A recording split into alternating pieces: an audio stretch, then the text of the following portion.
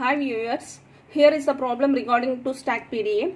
The concept 2-stack PDA is already discussed in the previous class.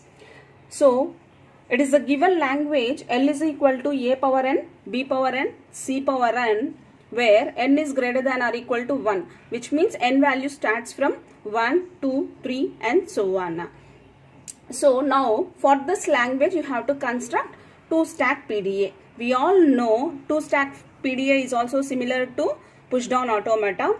So, instead of one stack, here we have two different stacks. Now, a string in 2-stack PDA is accepted by empty stack and final state mechanism.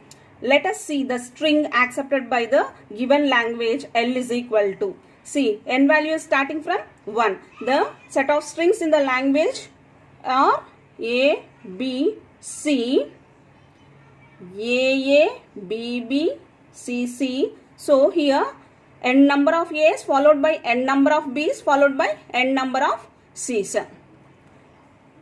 AAA, BB, B, C, C, C and so on. This will be the set of strings of the language L. Now, I am considering the string A, B, B, B, C, C. So, now I am considering this particular string to explain all the transition functions of a 2-stack PDA. The transition functions are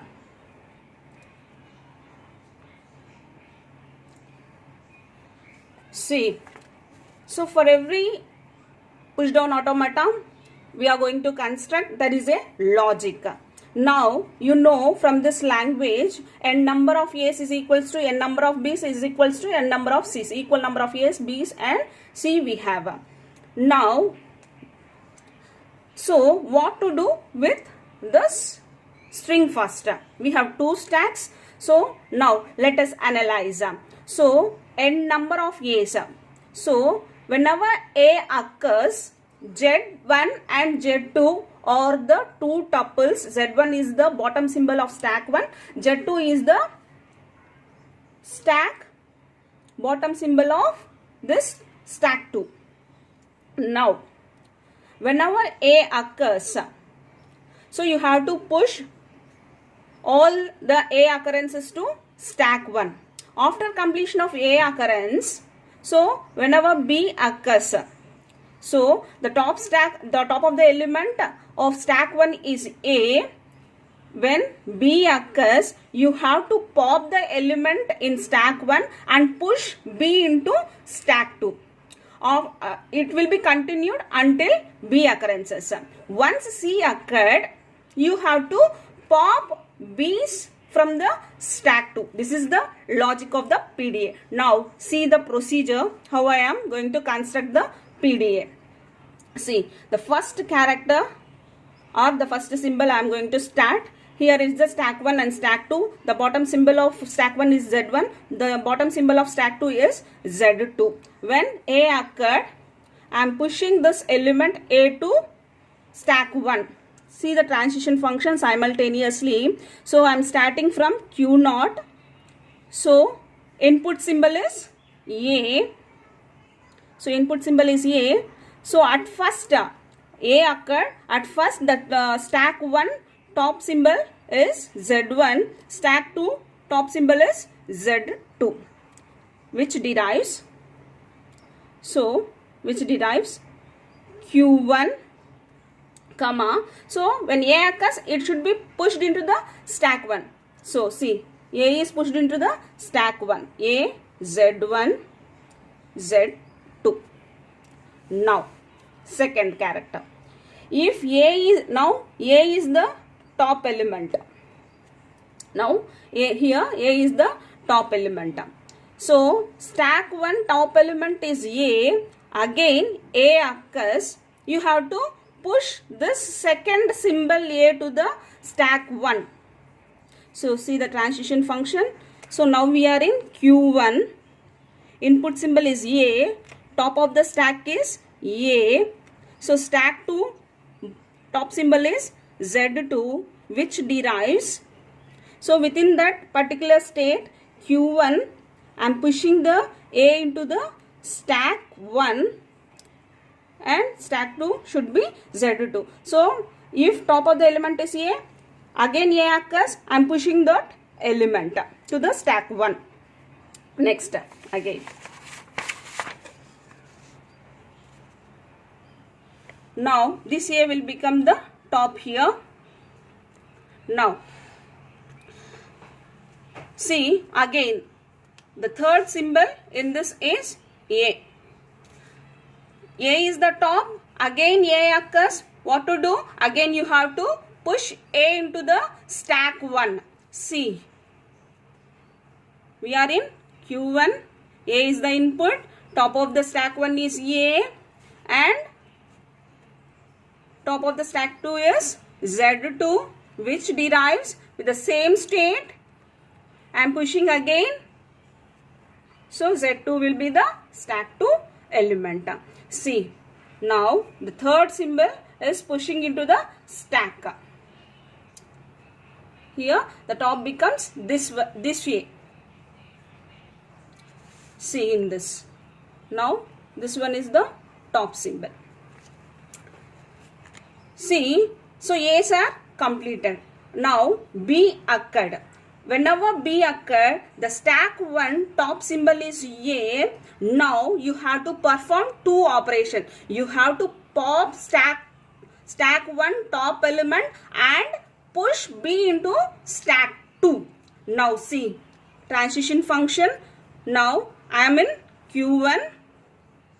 So top of the stack element is A. Sorry, B occurred. B is the input. B is the input. Top of the stack 1 is A. Top of the stack 2 is Z2. Now which derives, I am going to Q1 to Q2. B is the input. Now I am popping the first element, top element of stack 1 and pushing B to stack 2. Pushing B to stack 2. See, this is the stack for this transition function. Now, so now again we have a next symbol is B. Now see the stack position, and this one become the top of stack 1 and here the top symbol is B. Now here top symbol of stack 2 is B. Again see the transition function. We are in Q2 now. Q2 now. So input symbol is B. Top of stack 1 is A. Top of stack 2 is B. Now with the same state, again pop the element in stack 1 and push this B to stack 2. See, this is the transition function. It's relevant stack mechanism. Next,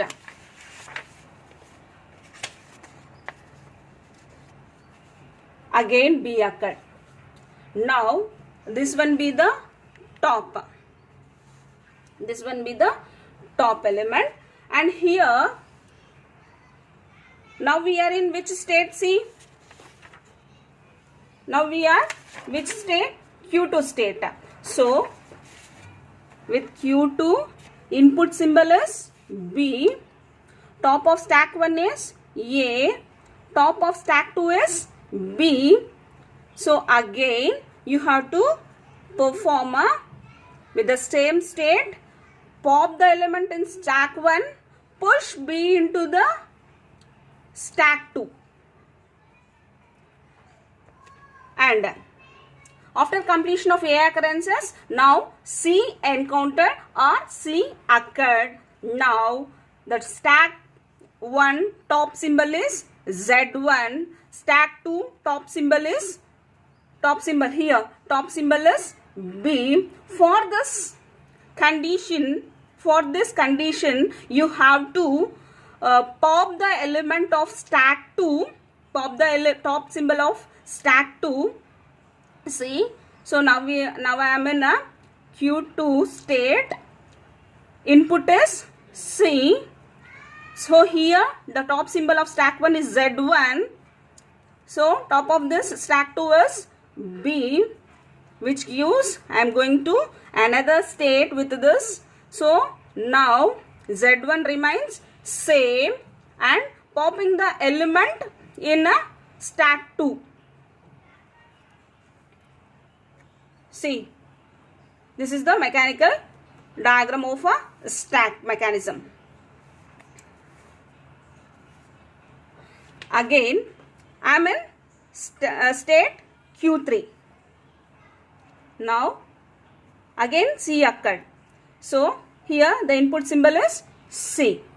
Now, stack top symbol is, again this one Z1 remains same, no.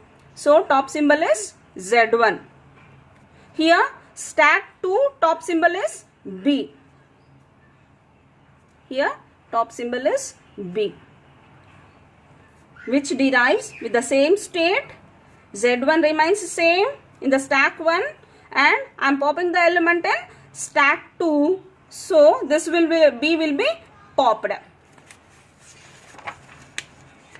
See, at last, this C occurred. C is the input and the transition function for this one is, so now I am in which state? Q3 state. Input is C and top of the stack 1 is Z1 and top of the stack 2 is B, and again with the same state, Z1 remains same in the stack 1 and popping the element in the stack 2.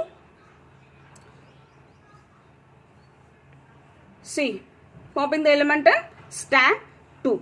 Now the stack becomes like this. Stack 1, top symbol is Z1. Stack 2, top symbol is Z2. So, after this, we have completed every symbol in the considering string. Now, epsilon become the, so now these two stacks are empty, but we have a top symbols Z1 and Z2. We know when the PDA accepted by final state or empty stack. So, we know with this state we are going for final state, then it is accepted by the PDA by a final state. So, with this state we are popping these two elements, it is accepted by empty stack. Now, I am writing the transition for this one. See. So, with the Q3 state, so string is completed, that's why input symbol is epsilon. So, top of the symbols are Z1 and Z2 of stack 1 and stack 2, which derives, so QF. So, Q3 2, I am going for a final state, Z1 and Z2 of the stacks remains same, then it is accepted by final state. Or otherwise, I am popping these two elements also from the stack Z1 and then Z2. So, see, from Q3 without input, so epsilon be the input, so Z1 and Z2 be the top of the stack, and so within Q3 I am popping those two elements, then it is accepted by empty stack.